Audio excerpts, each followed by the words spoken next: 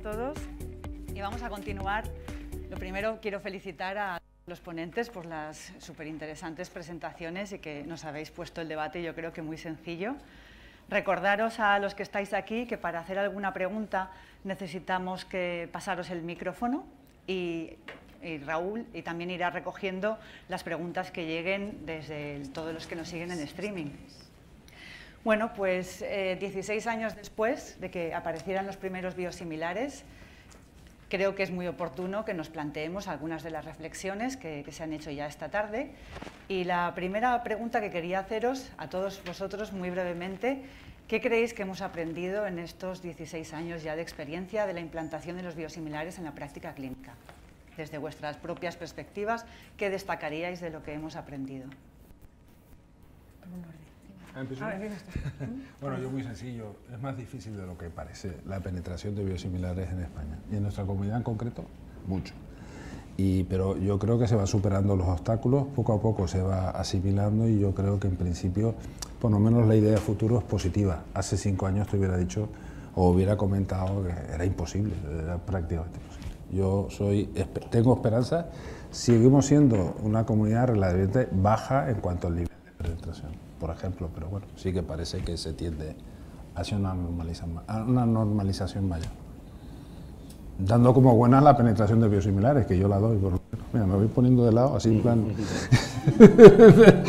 me va moviendo. Que es más difícil de lo que parece. Sí, ¿no? sí, la dificultad es notoria. De Jesús. Sí, yo como continuación y que, bueno, realmente que estamos hablando de un ámbito terapéutico o de diferentes ámbitos terapéuticos que están marcados por una enorme complejidad. Todos los que estamos viendo, porque es el ámbito de desarrollo de los biológicos y que la puesta en marcha del tratamiento con biosimilares presenta dificultades, no presenta, en mi opinión, problemas, que es otra palabra diferente. Presenta dificultades, pero que, bueno, para eso los profesionales tenemos siempre ese desafío en el día a día, que es solventar esas dificultades, superarlas. ¿Encarna? Pues yo creo que hemos aprendido mucho, muchísimo. Si estamos en un ámbito técnico que conozco muy bien, el de la farmacia hospitalaria, y en el que nos basamos en muchas de las decisiones en la evidencia. Hay múltiple, numerosísima, infinita casi, evidencia acerca de la seguridad, la calidad de la eficacia de los medicamentos biosimilares, acerca del switch. De hecho, los responsables de agencias han pedido que por favor no se hagan más estudios de switch, o sea, que ya hay evidencia suficiente, que no perdamos más el tiempo en esto. Por lo tanto, yo creo que la evidencia es alta. Creo también que los profesionales han aprendido y han ganado en certidumbre y en confianza en la utilización, y eso se refleja en las cifras de utilización. Las cifras de utilización que antes decía, creo que Raúl, del 76% en hospitales son cifras absolutamente reales, vienen del Ministerio de Sanidad. Es decir, 76% de penetración hospitalaria a nivel nacional, con comunidades que están por encima del 85%. Entonces, creo que hemos aprendido a generar certidumbre, confianza y no basada en creencias, sino en ciencia. Sí, yo estoy de acuerdo. Yo creo que lo primero que hemos aprendido es qué es un biosimilar, ¿no? Y yo creo que eso nos ha dado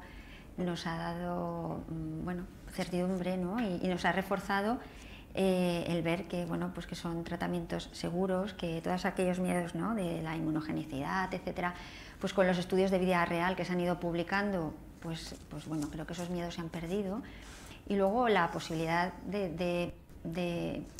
a veces lo costoso es la irrupción así de golpe, ¿no? Pero la posibilidad de ir introduciendo sin abandonar completamente según qué escenarios clínicos, según qué contextos, ¿no?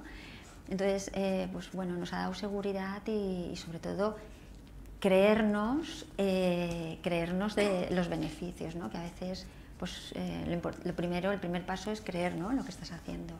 Entonces, hemos aprendido mucho, sí. Andrés. Pues yo me uno a la seguridad. Yo creo que con 8 años, llevamos 16, pero 8 años desde los macromoléculas, que fue en el 2015, ¿no? Cuando salió más o menos del 14. Yo creo que hemos aprendido que son seguros, que son muy o cada vez más similares a lo que nosotros consideramos un genérico, y eso se refleja en el uso, en la tranquilidad, en el cambio de uno a otro, y además también tenemos los problemas que tenemos ahora con los genéricos, como son los desabastecimientos, y creo que vamos también ahí, ¿no? O sea que esas dos cosas me quedaría. Uno, que se asemejan a genéricos, con lo cual problemas de los mismos, y dos, la tranquilidad a la hora de utilizarlos. Confianza, sí, es otra de las cosas que estáis destacando, conocimiento, evidencia.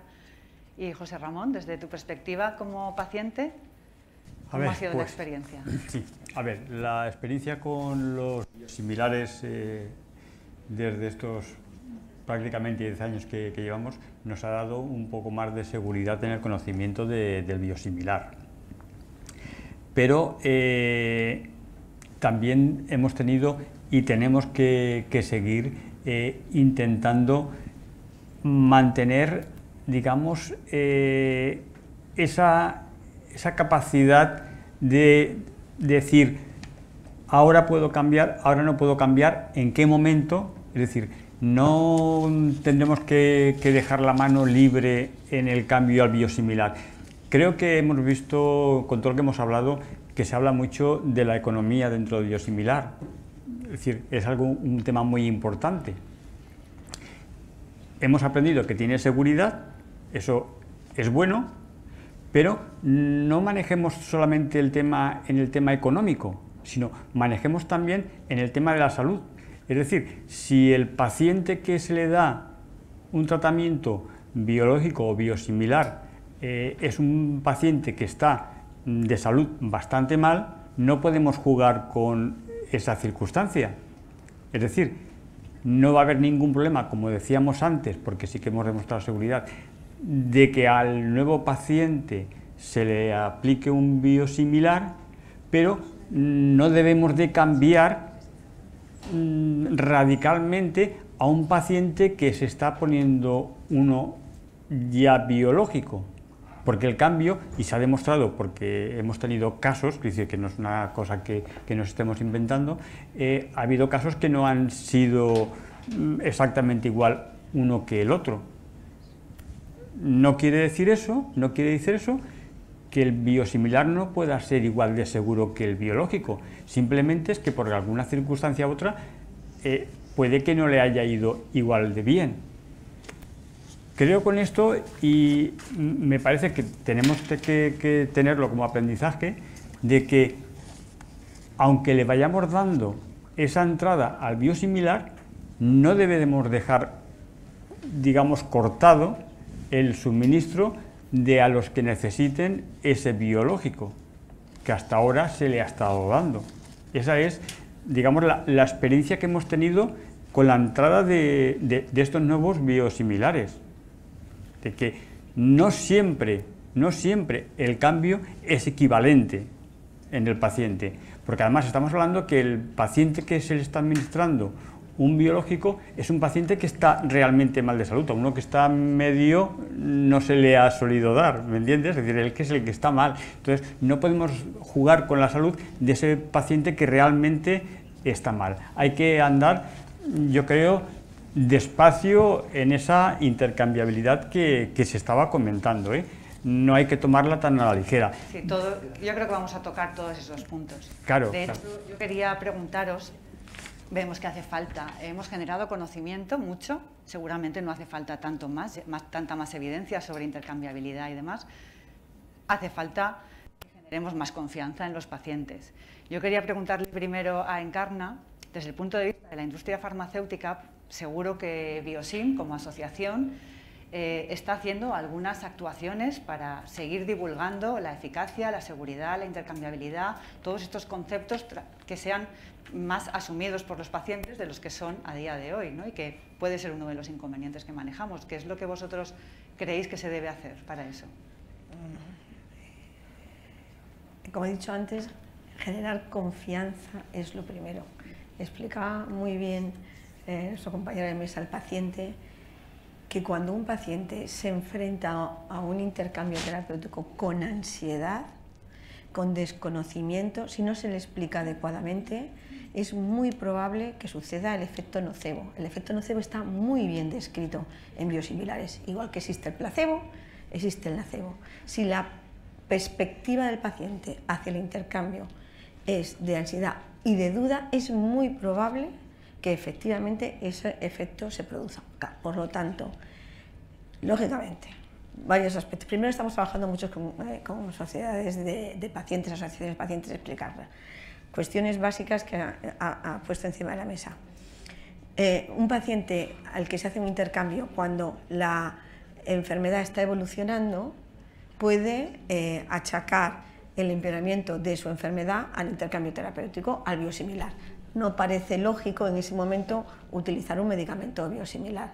Y luego intentar explicar y convencer al paciente, porque eso es lo que nos va a dar una mejor garantía. Implicar en esto, y se ha visto, hay evidencia también de ello, implicar a enfermería. Enfermería en muchas ocasiones es el último profesional que el paciente, además de los servicios de farmacia. Implicar a enfermería para que reproduzca el mismo mensaje, los pacientes tienen que estar tranquilos. Si el médico les dice que esto no va a afectarle a su enfermedad y le explica por qué, y luego enfermería explica lo mismo y tiene suficiente información, lo van a aceptar mejor. Y si hay dudas, hay que dejar siempre la puerta abierta a que ese paciente a lo mejor pueda ser intercambiado más tarde, porque si ocurre el efecto nocebo, va a pasar algo que también ha dicho muy bien Jesús, o yo creo que has sido tú, que pueda haber en algún caso un deslizamiento que no nos interesa. Entonces, abrir esa posibilidad, que yo creo que en la Comunidad Valenciana lo habéis abierto, de excepcionalidad, y no empecinarnos en algún paciente, no tiene sentido, es malo para los pacientes y malo para los biosimilares. Sí, yo creo que los profesionales, ahora me diréis también vuestra opinión, no sé si hemos sido capaces de transmitir ese mensaje único a los pacientes, ¿no? De que el paciente perciba pues, esa coherencia, desde el médico a farmacia a enfermería, ¿no?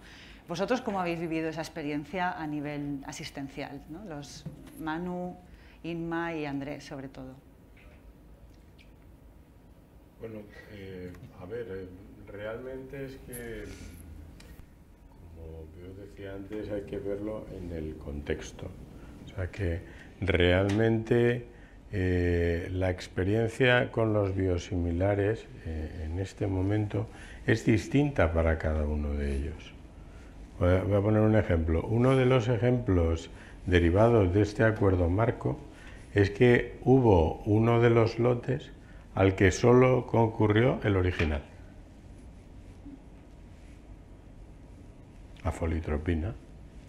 En folitropina, las empresas de biosimilares, por la razón que sea, puede que no se enteraran, puede que no lo sé, pero no concurrieron. Lógicamente, toda esa terapéutica ha cambiado en mi departamento al original porque era el que estaba en el acuerdo marco. En el mismo acuerdo marco hay algunos principios activos, algunos lotes, donde habían varios adjudicatarios, entre ellos el medicamento original. Y en el programa de intercambio terapéutico de mi departamento se contempla la continuidad de esos tratamientos, es decir, que en esos casos se oferta a los pacientes cambiar al biosimilar y se les explica la razón. Además, no es lo mismo que sea una jeringa precargada que una pluma. La jeringa precargada tiene una aguja, sea cual sea la marca. La pluma precargada puede ser un dispositivo diferente.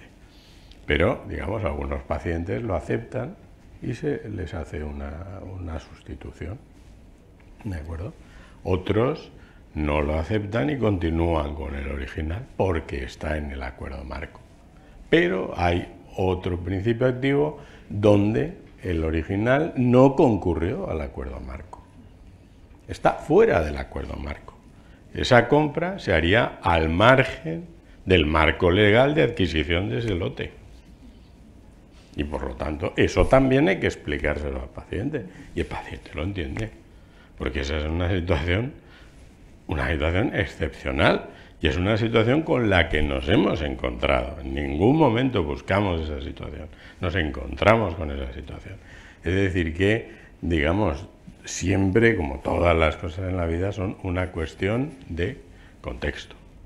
Y las decisiones no son unas decisiones de aquí cambiamos al biosimilar a rajatabla, no, en absoluto, porque, digamos, los profesionales que participamos en el acuerdo marco pensamos que eso no podía hacerse de ese modo, sino que tenía que respetarse este proceso de intercambio y necesitaba, entre otras cosas, sigue necesitando una información institucional, una información que tiene que ser avalada por sociedades de pacientes, tiene que estar avalada y revisada en cuanto a su lenguaje, en cuanto a su extensión, en cuanto a su formato, y tiene que estar avalada también por sociedades científicas, por sociedades específicas como Biosim, y además, pues bueno, autorizada lógicamente en nuestro ámbito por la autoridad sanitaria competente, ¿no? para hacerlo, pero yo creo que eso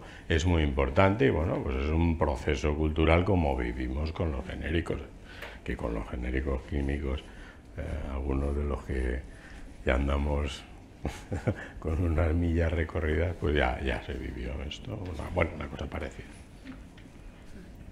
Y en concreto, vosotros como oncólogos, que fuisteis los pioneros en empezar a utilizar los biosimilares, ¿no? Con el filgrastim y la eritropoyetina, luego ya han llegado los anticuerpos monoclonales, y vosotros ¿cómo enfocáis, cómo abordáis con el paciente esa propuesta de cambio? Vale, vamos a ver, nosotros en principio, más que aquí habrían dos tipos de tratamientos. Por un lado, el tratamiento que se pone el paciente con una inyección subcutánea, y por otro lado, pues otros tratamientos que ponemos nosotros endovenosos y que en algunos de ellos, pues en la presentación del original es subcutánea, para una indicación, en algunas indicaciones. Entonces, bueno, en principio lo que hacemos, desde luego, es reunir al servicio. Es decir, que en principio estas decisiones siempre se toman dentro de la Comisión de Farmacia, pero ha habido un consenso dentro del servicio de tal forma que también, digamos, que los médicos encargados de esa patología o ese grupo de pacientes, pues desde luego tengan una visión similar, ¿no? Porque se trata de tener una visión similar, porque realmente más que de convencer, se trata de informar. Convencer, uno puede convencer de te vendo una moto, ¿no? Y a fin de cuentas un médico si prescribe lo que cree que es mejor. Entonces, por eso insistía antes de creerse lo que estás haciendo, porque no lo hago porque de la consellería han dicho que, no, es que creo y sé que si un paciente en un momento determinado pues no es el momento, por la situación clínica, pues no es el momento. Entonces, realmente rechazos por pacientes o problemas, francamente, no, vamos, yo también le pregunto a mis compañeros, ¿no? Y como tal no lo ha habido. A lo mejor, más que del fármaco en sí, es la forma de administración en un momento determinado, que de un endovenoso pasa a un subcutáneo. Entonces, es lo que comentamos, hay que analizar el contexto, si es un paciente que lleva tratamiento endovenoso asociado o no, realmente no lleva nada más. Entonces, quiero decir que hay una serie de factores que hay que tener en cuenta y dan lugar a la excepcionalidad y dan lugar a estas situaciones especiales. Entonces, yo creo que teniendo en cuenta todo esto, no se genera, ni si en algún momento un paciente tiene duda, no pasa nada. Quiero decir que esto no es una decisión que hay que tomar ahora. Entonces, vamos, ni los compañeros ni yo, ¿no? En ningún momento hemos tenido esa sensación, ¿no? Pues eso, de que hay que, no, simplemente se plantea, si estás informado podrás informar mejor y la persona tomará su decisión y compartirá esa decisión, el paciente informado comparte la decisión, claro. Y desde luego respetando que a lo mejor en un momento determinado no es el momento, pues, y a lo mejor no es el momento nunca, pues bueno, no es el momento nunca, pero bueno, nada, es lo que hay, uno lo hace porque cree que es lo mejor que puede ofrecer. Cuando transmites esto, realmente los pacientes creen en lo que el médico le está diciendo, porque se supone que les dices lo que tú crees, o haces lo que tú crees que es mejor para ellos. Y Andrés, por complementar un poco lo que hemos comentado, todos hemos tenido la experiencia de una enorme variabilidad en la incorporación de los biosimilares en los diferentes servicios clínicos, en las diferentes especialidades. Variabilidad entre hospitales, luego iremos a la de las comunidades autónomas, que también me interesaría que la tocáramos, pero variabilidad entre hospitales, variabilidad entre servicios clínicos, variabilidad entre biosimilares dentro de un mismo servicio clínico. ¿Cómo habéis abordado vosotros en vuestro hospital esta situación, ¿no? ¿Qué estrategias, qué acciones creéis que pueden mejorar un poquito esta situación? A ver, yo distinguiría por servicios. No es lo mismo reumatología, que tienes muchas opciones terapéuticas, y en el caso de que falle un biosimilar, a la hora de convencer a un médico, puedes utilizarlo. Si falla, tienes otras opciones. Entonces, ahí había menos rechazo a la hora de cambiar por un biosimilar, pero, por ejemplo, en digestivo, como son pacientes más complejos y con pocas opciones terapéuticas, había más miedo a la hora de cambiar a un biosimilar. Entonces, eso nos lo encontramos al principio y fuimos bastante cautos a la hora de cambiar, hasta que se fue generando conocimiento que poco a poco pues han ido cambiando ya todos. Pero hicimos una estrategia, digamos, doble. En patologías con más opciones terapéuticas fuimos quizás un poco más agresivos, y en patologías con menos opciones terapéuticas fuimos más cautos, por el miedo que hay al fracaso en el caso de patología digestiva. Y ahora me interesaría que tocáramos lo de la variabilidad entre comunidades autónomas. Por un lado, Encarna, que nos puedes decir desde vuestra visión, ¿no? que sabéis las diferentes políticas que se han llevado en las distintas comunidades, para que unos tengamos un 100, otros un 70 y otros un 40 y tantos. Y también la visión de José Ramón y, por supuesto, de Jesús, ¿no? Al respecto, porque las asociaciones de pacientes también tenéis esa visión global, ¿no? ¿Qué puedes contarnos de esa variabilidad entre comunidades? Pues que es muy difícil de analizar. Y es así, es decir, no creáis que no hemos intentado hacer un análisis que me permitiera con total seguridad responder a esta pregunta. Pero es muy difícil porque, primero, es cierto, la variabilidad existe, es evidente y está demostrado, igual que existe entre diferentes hospitales de una misma comunidad autónoma, con lo cual la pregunta también se la podríamos devolver a Jesús para que me diga, ¿habéis analizado por qué hay distintos hospitales? Las comunidades autónomas, cada una de ellas pone en marcha medidas de forma simultánea para potenciar con más o menos intensidad la utilización de biosimilares, que van desde cursos de formación, indicadores de obligado cumplimiento, incentivos a la prescripción, políticas de compras, políticas ya a elevado nivel. Es decir, miles, cuando hemos intentado verlo es muy difícil diferenciar unas políticas de otras. De hecho, nos hemos llegado a hacer un análisis tan simple, hacemos una N, ¿cuántas políticas distintas han implementado? Para ver si la que tenía 7 funcionaba mejor que la que tenía 2. Ahora estamos trabajando, por ejemplo, con la Escuela Andaluza de Salud Pública para ver si somos capaces de identificar efectivamente si hay políticas que puedan ser más eficientes que otras. E incluso favorecemos foros entre distintas comunidades. Tuvimos hace 3 semanas uno que celebramos en Madrid entre las distintas comunidades para que cada uno de ellos explicara las medidas que estaba haciendo. Pues yo estoy focalizada en primaria y por eso, para intentar entenderlo. Pero hoy por hoy, la respuesta a esa pregunta no es taxativa. Lo que hay que hacer es esto.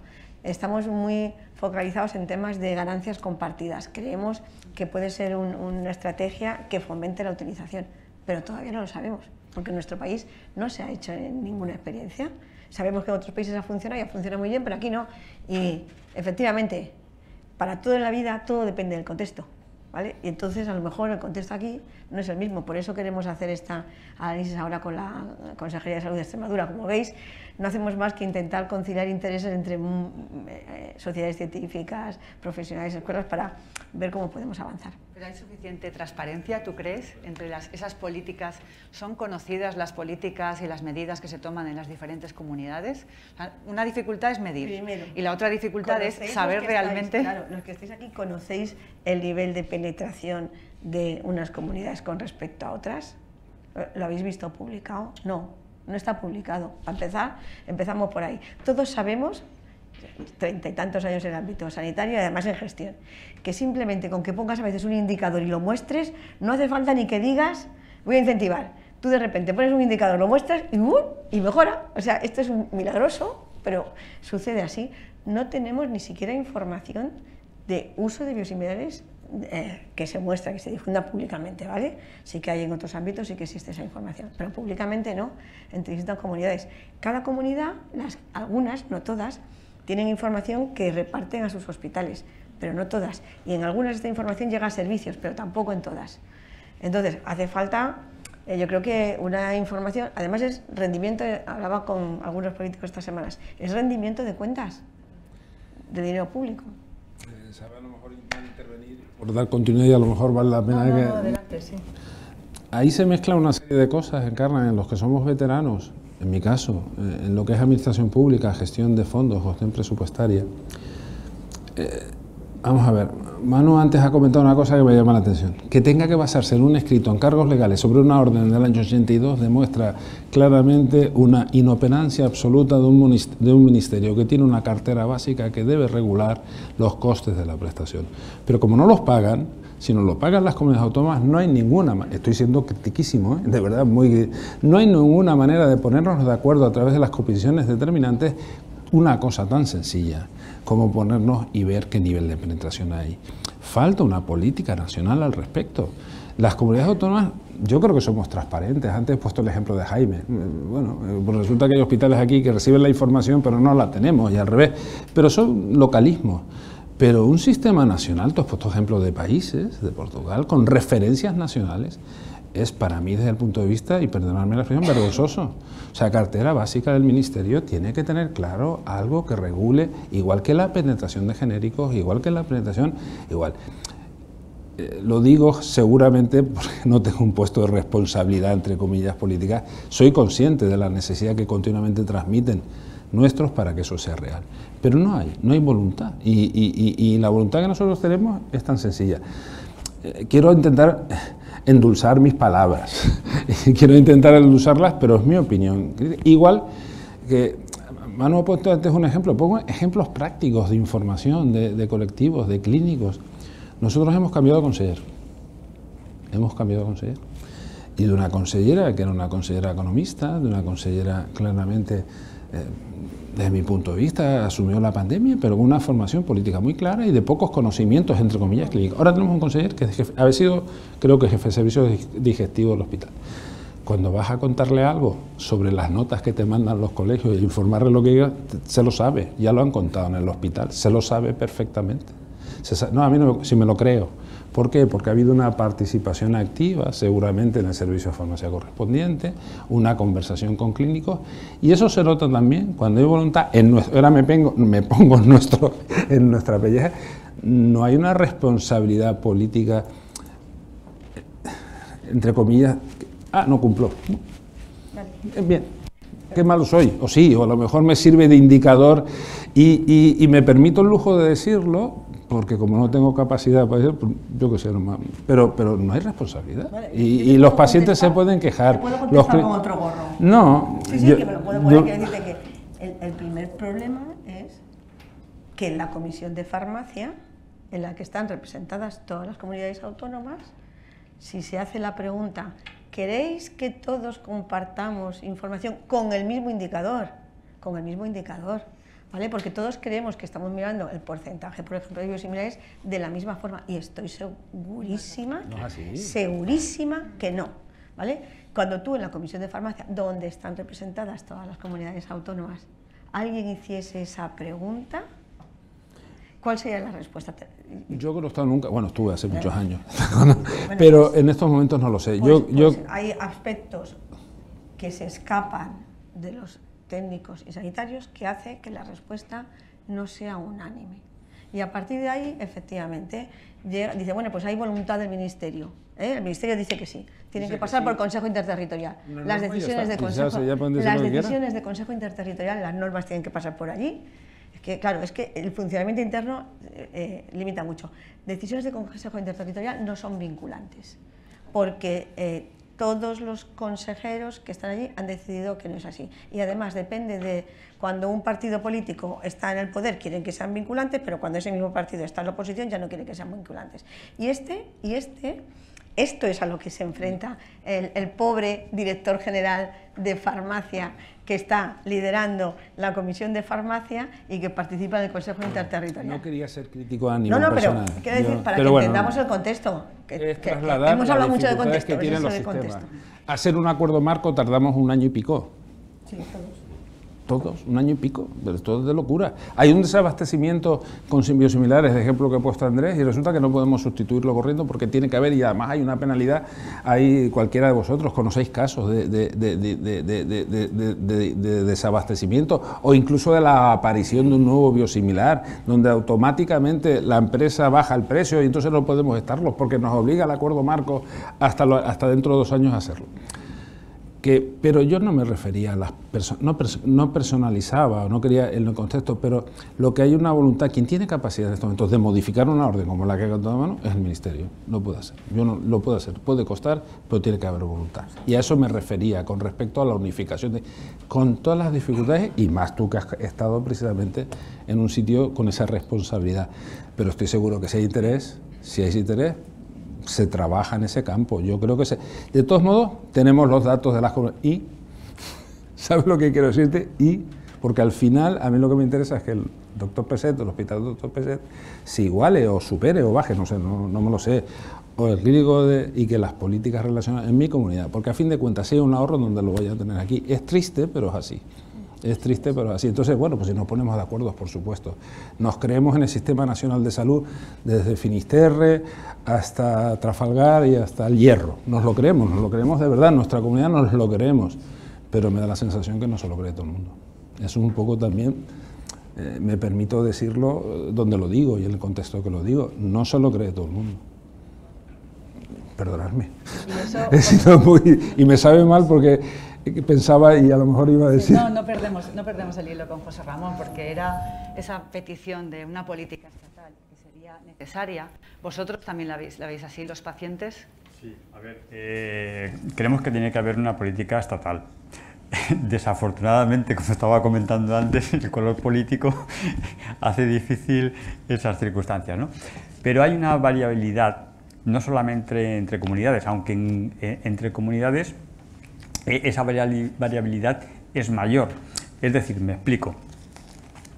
Aunque dentro de nuestra propia comunidad podemos encontrarnos que ciertos hospitales o departamentos hemos tenido más problemática en esa introducción con el biosimilar, que yo creo que ha venido dada por este control económico que tenemos por hospitales o por departamentos. Entonces, aunque no haya habido una directriz de la propia consellería, la propia dirección del hospital ha intentado bajar esos costes de la forma que ha podido. Y si el cambio al biosimilar ha sido una de ellas, pues ha ido a ello, ¿no?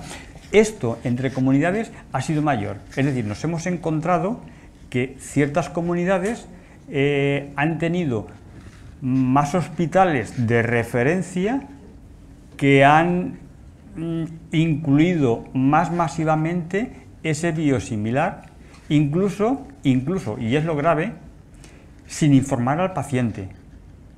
Pero es más, incluso nos hemos llegado a encontrar casos en que desde los departamentos de farmacia de hospitales se han hecho cambios sin informar al propio médico. Es decir, el especialista, que es el que realmente debe de controlar eso, a veces no ha sido notificado tampoco. Aquí en la Comunidad Valenciana es verdad que hemos tenido menos casos al respecto. En otras comunidades han habido más, ¿vale? Por eso sí que hay una variabilidad que realmente debería estar controlada por el Ministerio y que hubiese pues algo más unánime. Yo de todas formas quiero que siempre quede constancia que desde los pacientes buscamos una sostenibilidad y somos los más interesados. Ahí no tiene que haber ninguna duda. Es decir, no malinterpretéis nunca que cuando ponemos esto encima de la mesa queremos despilfarrar, nada más lejos de la realidad, porque somos los más interesados. Es más, los pacientes crónicos somos los más interesados y además los que más vemos el problema económico que puede haber dentro de la sanidad. Porque el que no es un paciente crónico, pues casi que ni lo para a pensar, ¿me entiendes? Pero los crónicos sí que lo paramos a pensar y somos los primeros interesados en esa sostenibilidad. Hay que buscar probablemente una forma de llegar a un ahorro económico que a lo mejor no nos hemos parado de pensar. Y es la siguiente, por poner un ejemplo, no nos hemos parado a pensar de que a lo mejor darle cita a un paciente que está iniciando con unos problemas de salud, por ejemplo digestivos, ¿no?, que es muy habitual, ¿no?, en el tema digestivo, tardamos meses en darle esa asistencia necesaria y esos meses que tardamos son los que nos hacen que ya tendríamos que darle un medicamento más caro cuando, habiendo atendido al paciente con antelación, podríamos solucionar el problema con un tratamiento más económico. O sea, ¿nos hemos parado a pensar eso? Claro, lo que pasa es que, bueno, no sé. Claro, eso sería más que tratamientos, estrategias de tratamiento. Es decir, evidentemente un paciente, yo hablo desde el punto de vista oncológico, si lo diagnosticas en una etapa de enfermedad quirúrgica, vas a evitar que posteriormente sea metastásico y por lo tanto, evidentemente, lo tratarías con una cirugía y de la otra manera tienes que empezar un tratamiento que no sabes cuándo acabas. En este caso que comentas, claro, yo creo que si no cambia la indicación de tratamiento, en el tema biosimilares, porque partimos de la base, yo por lo menos, de que me lo creo, o sea, me lo creo de que son biosimilares y que son equivalentes terapéuticos, ¿no? No sé si esta palabra es adecuada aquí, por lo tanto, no me genera ningún problema. Si la indicación de tratamiento sigue siendo la misma un mes antes o 3 meses después, en poner ese tratamiento, no porque le hubiera puesto el barato antes, no, es que yo creo que no se trata del tratamiento barato o caro, ¿no? Se trata del tratamiento. Entonces el tratamiento, un tratamiento pues puede costar una cosa u otra, pero es el mismo, es el tratamiento, ¿no? El tratamiento de esa enfermedad. Entonces, claro, ahí hay que distinguir entre lo que son inicios de tratamiento, que bueno, realmente muchas veces en los tratamientos oncológicos pues hay varios esquemas de quimioterapia y tú indicas el que consideras que es oportuno para ese contexto, ¿no?, de enfermedad. En esto no deja de ser un tratamiento que tú crees que es indicado en este contexto de enfermedad. Otra cosa, claro, son los intercambios, ¿no? Pero que desde luego no por haber empezado antes voy a tratar, tengo que usar el barato o el caro porque depende del momento, ¿no? Esos son ya estrategias de tratamiento. Yo personalmente creo que ahí este tipo de decisión, estas situaciones no influyen, ¿no?, en la decisión, porque el tratamiento es el tratamiento. Otra cosa es la marca que das, pero el tratamiento es el tratamiento. ¿Sabes? Una cosa que me gustaría también que comentaras, ¿cómo has visto tú la evolución de los posicionamientos de las sociedades científicas? Con respecto a los biosimilares, intercambiabilidad. Yo puedo hablar de la. Uy, ahora me he dado cuenta de que antes igual no se me veía. Yo puedo hablar como oncóloga, no me atrevería a. Aunque sí, pues leer los posicionamientos de otras sociedades, pero me parecería un atrevimiento, ¿no?, por mi parte.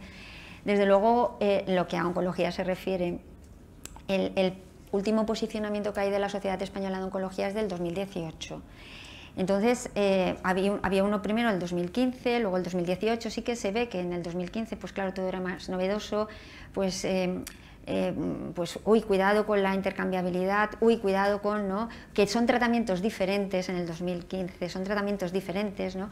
En el 2018 ya son tratamientos similares, son biosimilares, pero cuidado con la intercambiabilidad, precisamente argumentándose que no había una recomendación de EMA, ¿no? Y entonces, en este momento yo creo que falta una actualización, porque, insisto, desde el 2018, en estos 5 últimos años se han publicado, bueno, más que publicado y presentado en congresos, resultados en vida real. Realmente los oncólogos siempre hemos trabajado, tenemos que tener fases 3 para todo, ¿no? Ahora ya con los nuevos tratamientos, pues, pero respuesta, supervivencia libre de progresión, supervivencia global. Entonces, inicialmente esos parámetros que se utilizaban para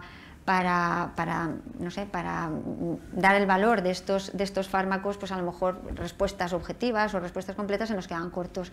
Yo creo que bueno, que también hemos ido aprendiendo y con estos años, con estos datos de vida real que se han ido presentando, seguimientos a 5 años y viendo que realmente, aparte de seguros, pues bueno, los resultados son similares.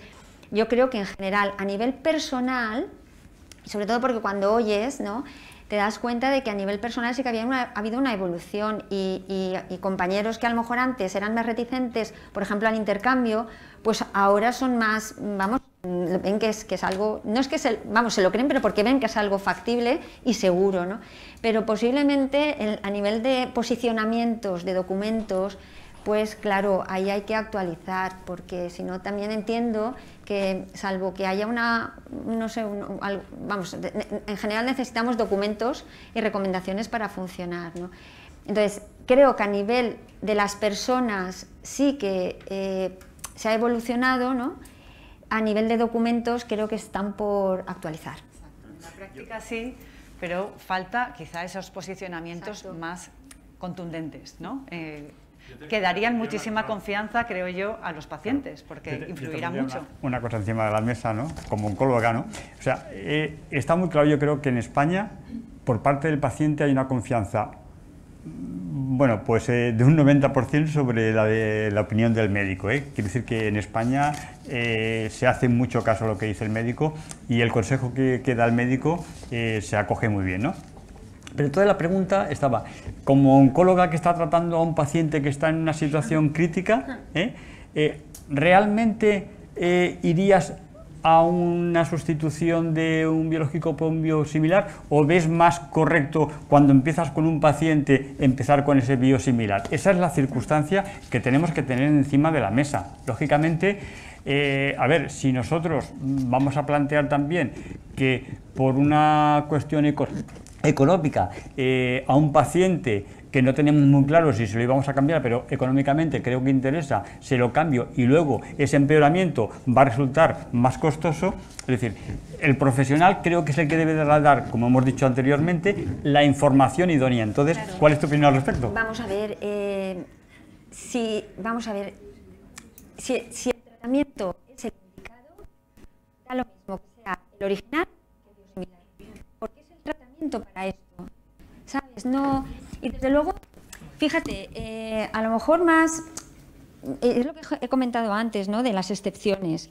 Cuando tienes el biosimilar que es endovenoso y el original que es subcutáneo, hombre, si un paciente viene a ponerse un tratamiento endovenoso, es que no tiene, vamos, no le pincharía un subcutáneo y encima un endovenoso, es que lo lógico, y además es que son, vamos, si un paciente tiene malas vías y tiene que llevar un tratamiento a largo plazo y hay problemas de reservorios, pues por supuesto iré al subcutáneo.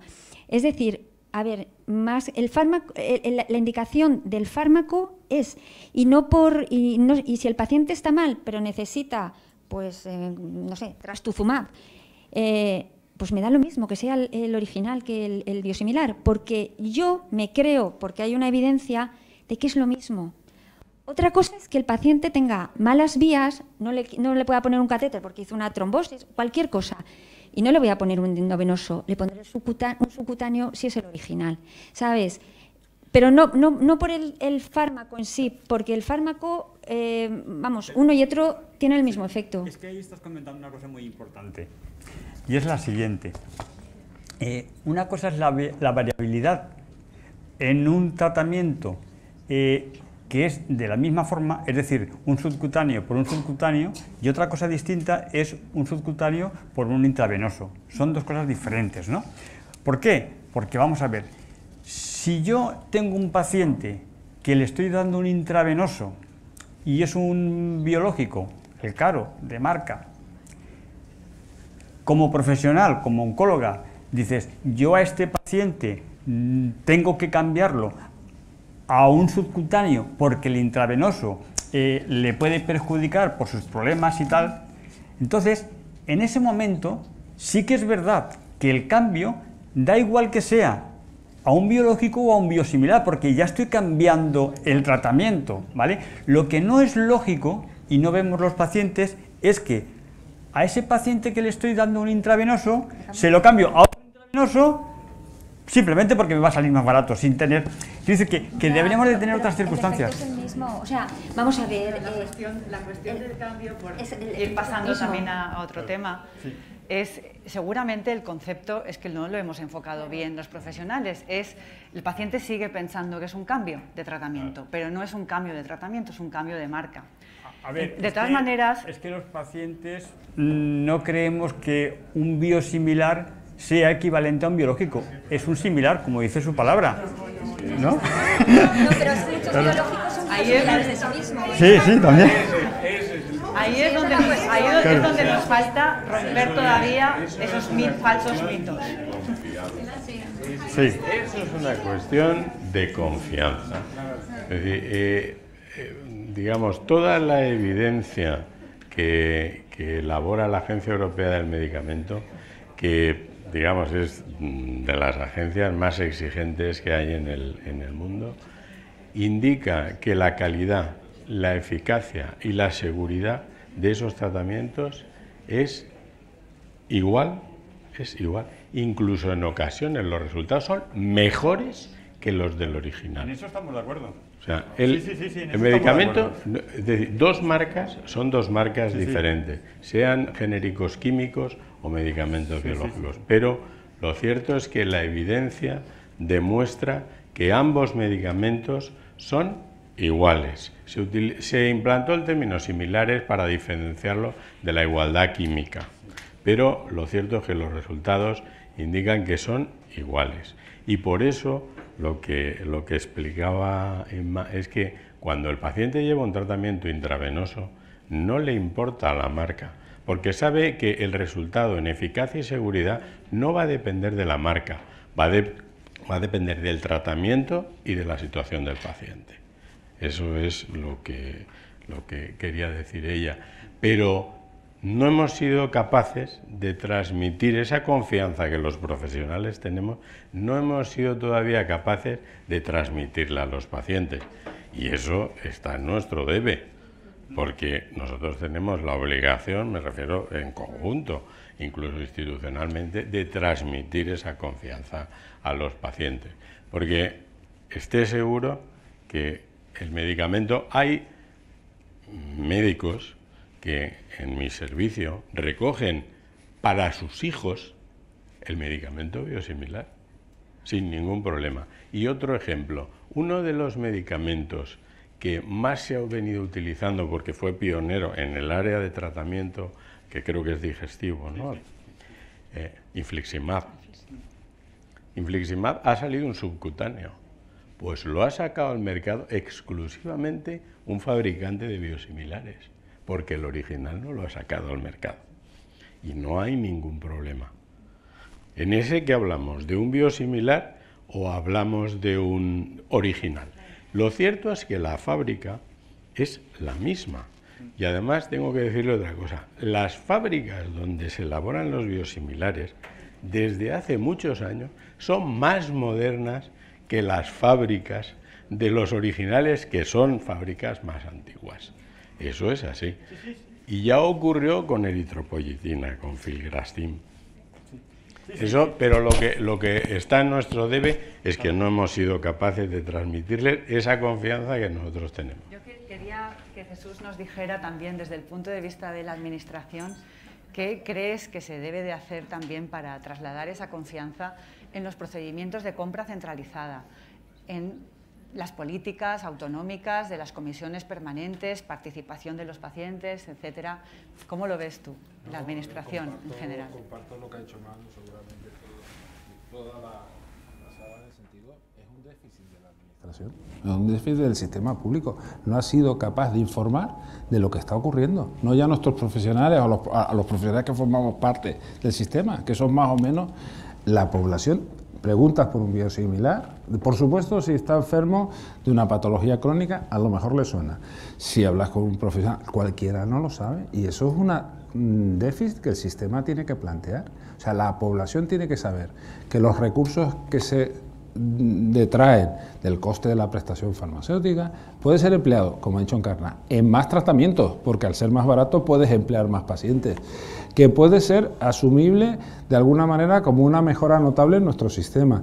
Y eso no se ha hecho, y es un déficit que claramente, pero claro, lo que tampoco quiero asumir como comunidad autónoma, si me toca un poco de representatividad, que no somos nosotros aquí el Cid campeador, que yo creo, por eso me refería antes, con respecto a las políticas, claramente, no solamente de comparación de cómo van las comunidades autónomas, porque parece la guerra, ¿no?, sino las políticas de una agencia española del medicamento que debe fomentar el uso, y eso se hace con normativa y modificación, permitiendo que esa aclaración que ha tenido que hacer la agencia ahora, hace poco, con el tema de que esto está referido nada más que para las oficinas de farmacia, para esto no, pero yo no sé qué, son aclaraciones que no tienen sentido, y la política, en palabras mayores, en materia farmacéutica, la tiene que marcar el Ministerio, aunque lo paguemos los demás, no sé si me explico, y esta es una clara política nacional, es mi opinión, no sé si te he contestado.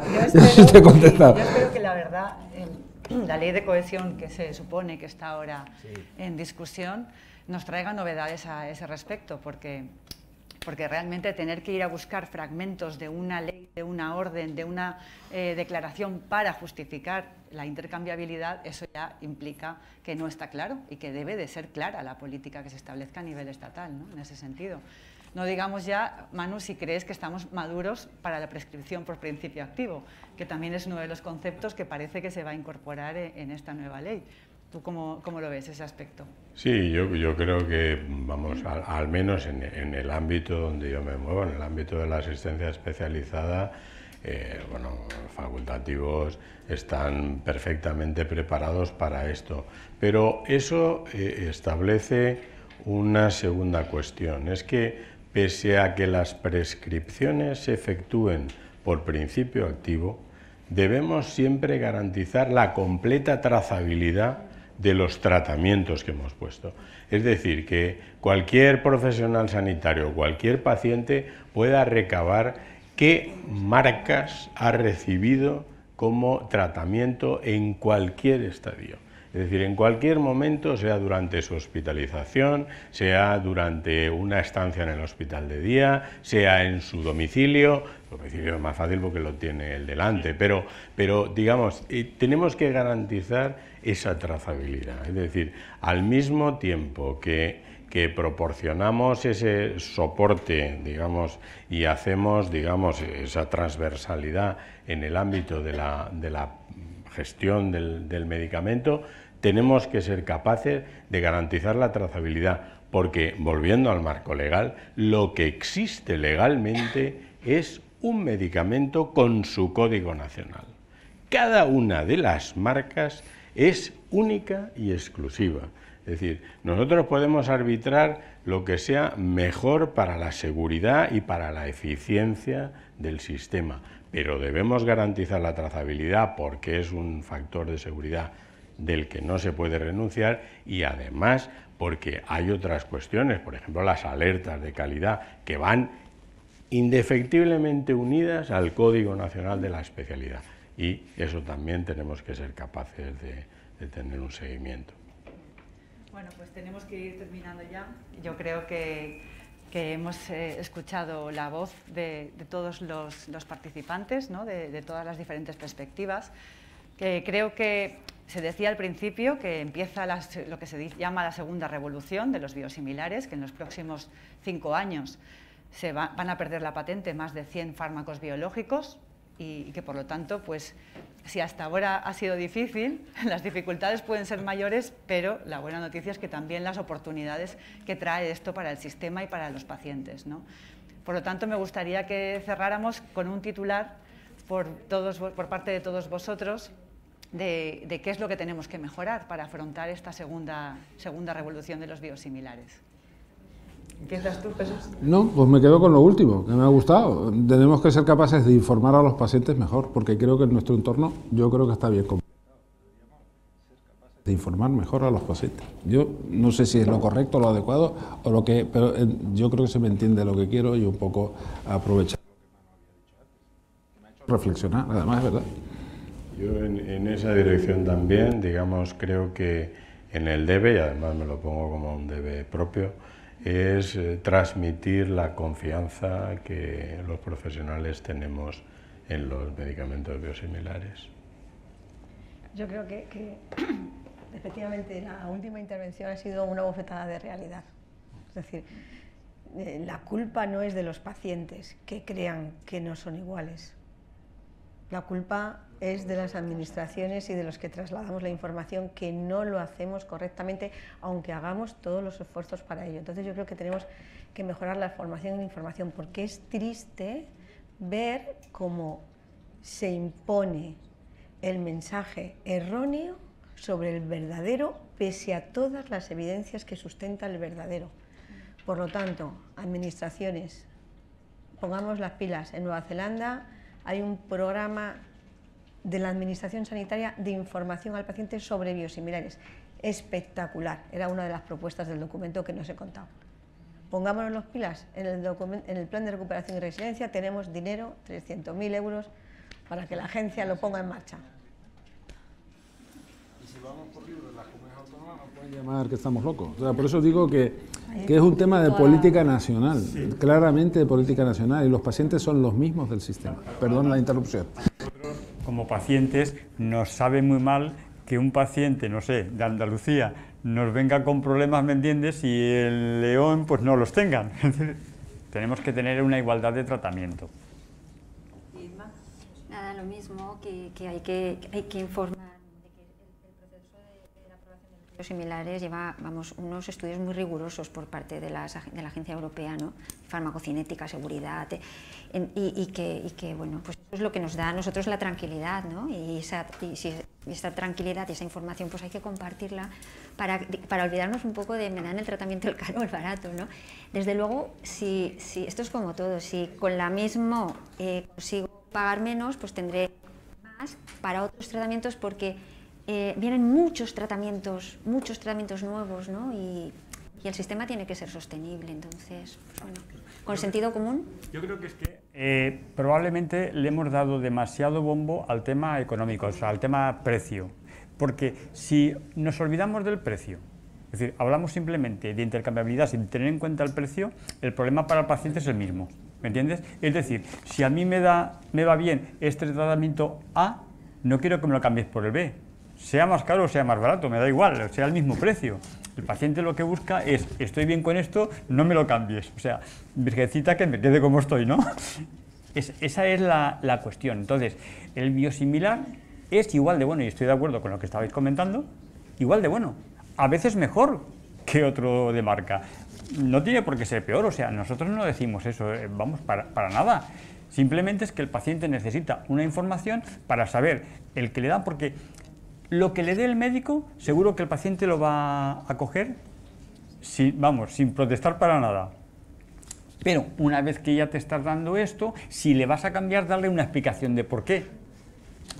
Esa es la cuestión. No quiero terminar sin daros voz también a los que estáis escuchando y bueno, la oportunidad de que hagáis también algún comentario o alguna pregunta, si queréis. Jaime, gracias.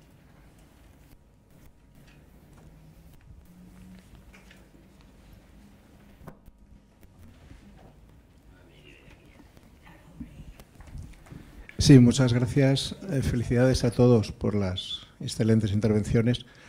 Quería dos comentarios muy rápidos. Primero, pues agradecerle a la doctora Maeztu que se lo crea, porque creo que es importantísimo que los médicos se lo crean. Porque el médico, que es el que está delante del paciente en la consulta, al final, si transmite seguridad, el paciente se va seguro. Y si el médico transmite inseguridad, el paciente se va inseguro. Cabe comentarlo José Ramón antes. Nos creemos el 100% de lo que nos dicen los médicos, claro, evidentemente. Pero por lo tanto es importantísimo que el médico primero se lo crea y que luego lo transmita. Y luego quería compartir con José Ramón una información que a lo mejor no te han contado nunca. Infliximab, el original se llamaba Remicade, ¿vale? Remicade cambió 35 veces su proceso de fabricación. Quiere decir que cuando hicieron los ensayos clínicos de Remicade, la primera vez que lo hacían de una manera, eran unos resultados, y 35 veces después, que es como lo estás utilizando ahora, hay muchas más diferencias entre el Infliximab original Remicade, de cuando se creó al infliximab Remicade que se está creando ahora. O sea, hay muchísimas más diferencias entre lotes del mismo original que entre el original y un biosimilar. Por lo tanto, esa inseguridad de el biosimilar es peor, está clarísimo que no, es más inseguro, está claro que no, pero es que a nivel de fabricación hay más diferencias entre los lotes del original que entre los lotes del original y el biosimilar. Y ya digo que en el caso del Remicade se ha cambiado 35 veces el proceso de fabricación. Por lo tanto, no se parece en nada el Remicade de hoy en día a con el que se hicieron los ensayos clínicos hace 20 años. Sí, sí, efectivamente, estoy completamente de acuerdo, porque además teniendo en cuenta que estamos hablando de un biológico que es un organismo vivo, que cambia, que muta, es decir, no es exactamente igual de un lote a otro, o sea que estoy completamente de acuerdo. Pero no es que cambia el bichito, es que cambió 35 veces la manera de hacerlo. Sí, también, en ese caso mayor, que es todavía mucho mayor el cambio. Mucho mayor el cambio. Más allá de la variabilidad que me da el trabajar sobre un organismo vivo. Sí, sí, sí, completamente de acuerdo, ¿eh? Tienes toda la razón en ese comentario, totalmente de acuerdo. Bueno, pues recojo yo los últimos conceptos con los que nos quedamos. Hemos hablado de evidencia, hemos hablado de calidad, hemos hablado de seguridad, hemos hablado de consenso, de sinergias entre todos y de participación de los pacientes, ¿no? Yo creo que con todas esas cosas son con las que podremos afrontar, como decíamos, el futuro de los biosimilares. Bueno, muchísimas gracias. Bueno, es el final, yo estoy la verdad que muy contento, no sé si tenéis la misma sensación, pero yo desde luego estoy feliz como presidente de la Sociedad Valenciana por haber podido organizar esta jornada y sobre todo por el resultado, ¿no? Yo creo que ha sido un absoluto éxito. Gracias Pfizer por permitirnos estar aquí. Muchísimas gracias Jesús por tu sinceridad, que eso también es de mucho valor. Manu, Encarna, Inma, José Ramón, Andrés, que no ha podido estar, excelente moderación de Mónica, y muchas gracias a todos vosotros. Casi 100 personas entre presencial y en streaming, yo creo que eso también es sensación clara de que el tema da para mucho y que estamos todos interesados en ello. Yo sí que me permitís, en 5 minutos, prometo no robar más, sí que me gustaría concluir con algunos mensajes que por lo menos me llevo yo, ¿no? de escuchar a los ponentes que hemos tenido hoy aquí. Yo de Encarna me llevo, nos ha puesto el mensaje del biosimilar, ¿no? y nos ha informado, nos ha mostrado esa funcionalidad que tiene el fármaco biosimilar, esa generación de competencia de mercado, ese impacto sobre la sostenibilidad, ese acceso, ¿no? Podemos tratar a más, podemos tratar antes, podemos incluso potenciar las terapias combinadas a un precio sostenible, haciendo que la eficacia sea mayor. Encarna hablaba de que es el momento del biosimilar y yo creo que todos los que estamos aquí así lo creemos, ¿no? El reto quizá pasa por esa compra pública y por todas esas iniciativas que tú, Encarna, nos has mostrado que fomenten el uso del biosimilar, incluida también la investigación, por supuesto. De Manu me llevo un marco legal cambiante, ¿no? Y eso también tenemos que ser realistas, esto no es así ahora, pero mañana posiblemente ya no lo será, y que tenemos que saber leerlo, lo cual también es muy importante, y esto lo añado yo, y acertar al aplicarlo, que tampoco es nada fácil, ¿no? Acertar a aplicarlo sabiendo leerlo, pero también con la seguridad, con la tranquilidad, perdón, que decía Manu, de que la seguridad está garantizada, ¿no? Yo creo que esto también es muy importante. Y el reto quizá ahí está en ese marco legal, en sumarnos a iniciativas que permitan adaptarlo a las necesidades de todo el entorno sanitario, de todos los sanitarios que estamos implicados. Y un marco legal, que esto es muy importante y ha sido prácticamente el final de Manu, que también garantice la trazabilidad del fármaco, lo cual es absolutamente esencial. Me llevo de Jesús muchas cosas, ¿no? Y me llevo quizá el hecho de que desde la Consellería, desde el estamento público que rige toda nuestra política, el biosimilar se entiende bajo un lema, ¿no? El lema de una estrategia orientada a resultados a través de la coordinación, ¿no? Quizá ese es el gran objetivo, ¿no? Y ahí hemos tenido la suerte de disfrutar de las aventuras y desventuras de un profesional dentro de la Consellería en la creación de acuerdos marcos, y el reto está también en el final de la ponencia de Jesús, ¿no? En esos sistemas dinámicos de adquisición que quizás sean un antes y un después en el caso de que puedan ver la luz y desarrollarse. Andrés se ha tenido que ir, pero bueno, Andrés también ha puesto todo sobre la mesa que el biosimilar es una oportunidad, que pasa por entender la equivalencia. Ese es el primer punto quizá clave, ¿no? Y él ha puesto también, o ha hablado de conceptos que son un reto, ¿no? Un reto que nos obliga a deslizarnos, ¿no? Hacia ese presupuesto, hacia esa intercambiabilidad y hacia ese potencial desabastecimiento que nos podemos encontrar. Escuchando luego a Inma y a José Ramón, también me llevo cosas de ellos, y de Inma me llevo la importancia de la máxima información y conocimiento para un clínico, porque con ello va a poder prescribir aquello que es mejor. Y lo va a hacer alineado con el paciente y ante la necesidad personalizada de ese momento y de ese punto concreto de tratamiento que necesita para esa persona, ¿no? El reto, quizá, Inma, está en compartir esas decisiones, y tú también lo has dicho. Y José Ramón, muchas gracias otra vez por compartir esta tarde con nosotros, ¿no? Y yo de José Ramón me llevo, creo que una palabra, que es prudencia, ¿no? Prudencia para que el biosimilar signifique que se da lo que toca y no corramos el riesgo de no dar lo mejor, ¿no? Que quizá por ahí iban los tiros, ¿no?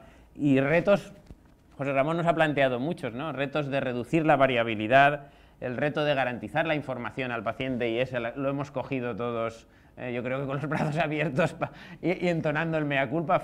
Algún cilicio ha faltado para que nos golpeásemos en algún momento, pero es verdad que el reto es garantizar esa información, y yo creo que también, y esto es una conclusión conjunta de Inma y tuya, ¿no? El generar estrategias de tratamiento, que creo que también es muy importante. Gracias a todos otra vez. Yo creo que el final de todo es cohesión, que se ha dicho, y sobre todo confianza. Confianza basada, y esto lo ha dicho Encarna, en la evidencia, en la ciencia, ¿vale?, de toda la información que ya se tiene.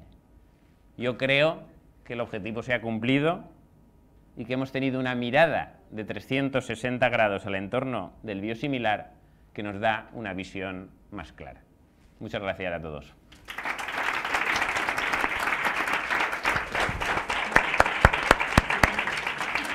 Fin del...